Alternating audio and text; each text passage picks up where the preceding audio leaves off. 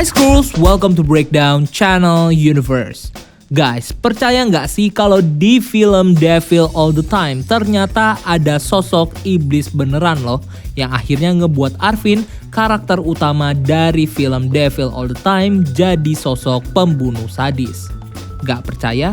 Nah, kalau kamu penasaran tentang hal ini, tonton video kali ini karena gue bakal mereview tentang siapa sih sosok iblis ini dan juga nasib Arvin di film Devil All the Time. Dan gak usah lama-lama lagi, bareng gue Dika, ini dia ending explain film The Devil All the Time. Check it out.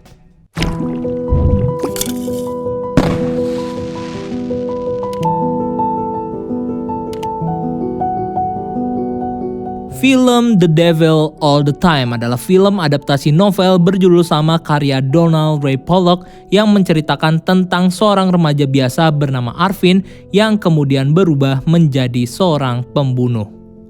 Tapi tahu nggak sih kamu kalau film ini ternyata juga menyimpan banyak misteri yang menarik untuk dipecahkan dan tidak terjawab bahkan sampai ke ending filmnya, yaitu tentang bagaimana Arvin bisa menjadi pembunuh dari film ini. Well, menurut analisis gua terdapat dua kemungkinan untuk menjelaskan bagaimana Arvin bisa menjadi pembunuh di film ini. Yaitu yang pertama, Arvin menjadi pembunuh karena masalah psikologis, di mana Arvin sendiri di film ini diceritakan sudah menghadapi banyak kekerasan dalam hidupnya, terutama dari para pembuli dan juga ayahnya Willard yang sering memukuli Arvin serta mengasari dirinya.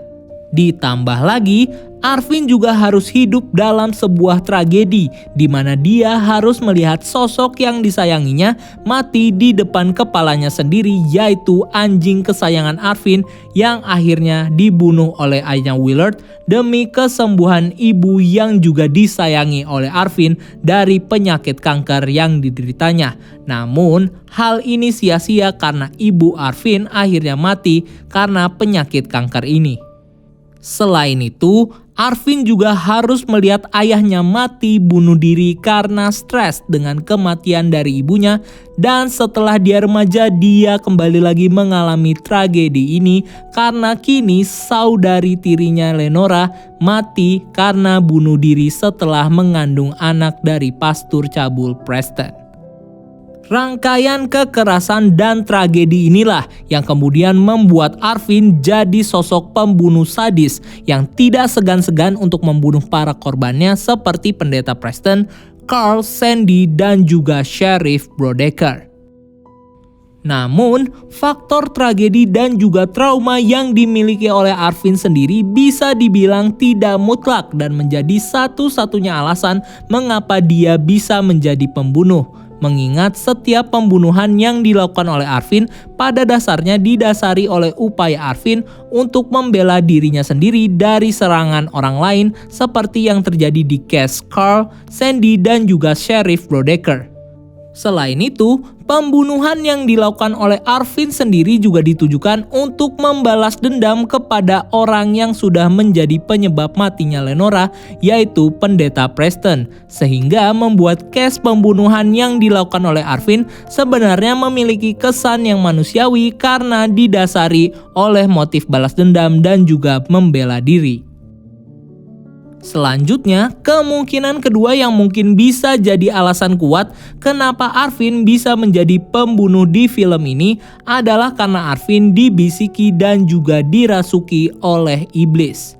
Nah, dari mana teori ini berasal? Jika kita melihat ke scene-scene awal filmnya, kita pasti tahu di scene itu kita ditunjukkan dengan sosok Willard yang menemukan seorang tentara bernama Miller Jones yang disalib oleh tentara Jepang, di mana Willard akhirnya membunuh tentara ini untuk membebaskan dirinya dari rasa sakit. Dan dari sinilah teori dimulai, di mana kemungkinan besar setelah Miller Jones mati, sebuah iblis yang sudah ada lama di dalam tubuhnya yang merupakan perwujudan dari rasa benci Miller saat dia disalib oleh tentara Jepang akhirnya keluar dari tubuh Miller setelah dia dibunuh oleh Willard. Dimana setelah iblis ini keluar, iblis ini sepertinya bakal terus mengikuti Willard sampai ke Amerika dan memberikan kutukan kepada dirinya dan juga keluarganya untuk menjadi seorang pembunuh atau mengalami kematian mengenaskan sama seperti yang terjadi kepada Miller saat dia mati dalam kondisi tersiksa karena disalib oleh Jepang dan akhirnya ditembak mati oleh Willard.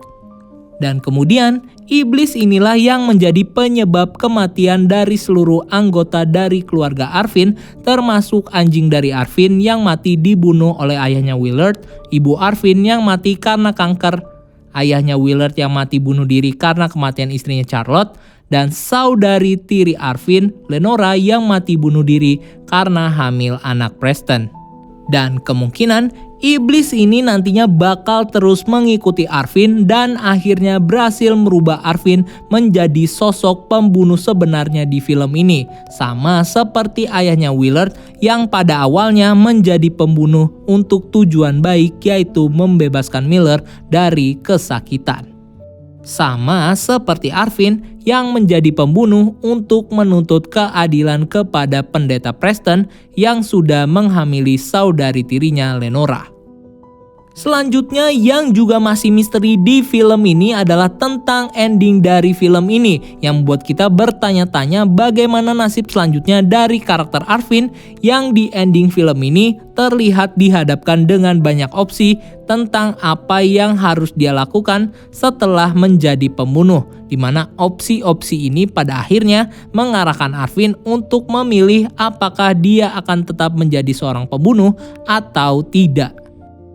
Jika Arvin memilih tidak, Arvin bisa jadi selanjutnya akan hidup dalam pengasingan untuk kabur dari kejahatan pembunuhannya, di mana sepertinya dia akan memilih untuk menyamarkan identitas sekaligus tinggal di daerah yang sepi dari kerumunan.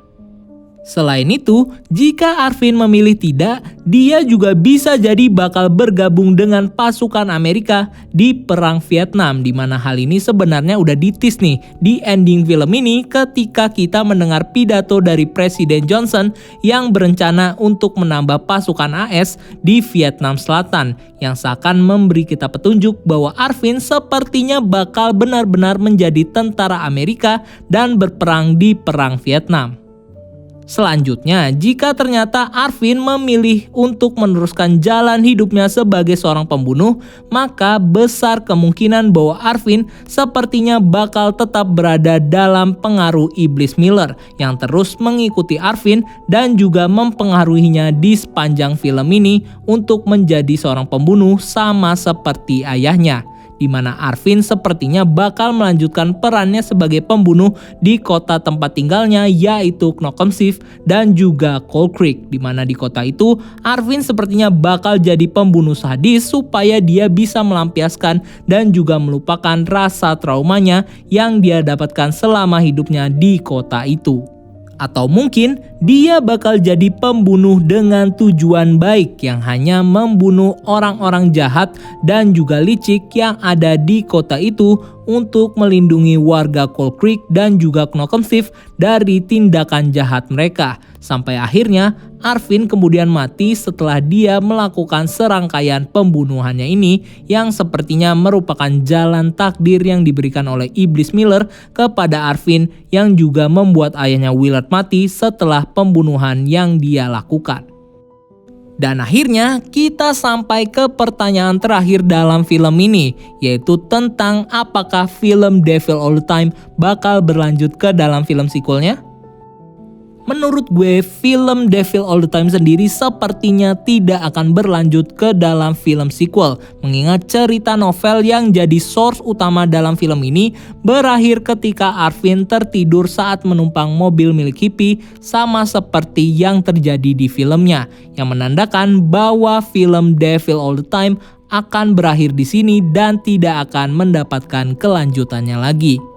Terkecuali jika si author novel Donald Ray Pollock dan juga director Antonio Campos bekerja sama untuk membuat cerita baru di luar novelnya yang nantinya kemungkinan besar akan mengeksplor lebih dalam dari kehidupan Arvin, terutama kehidupannya sebagai seorang pembunuh. So, menurut kamu bagaimana nih nasib Arvin selanjutnya di film ini? Dan apakah iblis benar-benar ada ya di film Devil All The Time? Silahkan tulis pendapat dan teori kamu di kolom komentar ya. So, like, share video ini kalau kamu suka dan subscribe untuk konten-konten menarik lainnya. Follow juga akun sosial media kita lainnya untuk hal-hal yang gak kalah seru. Dan sampai ketemu di video selanjutnya. Gua Dika and keep exploring the universe.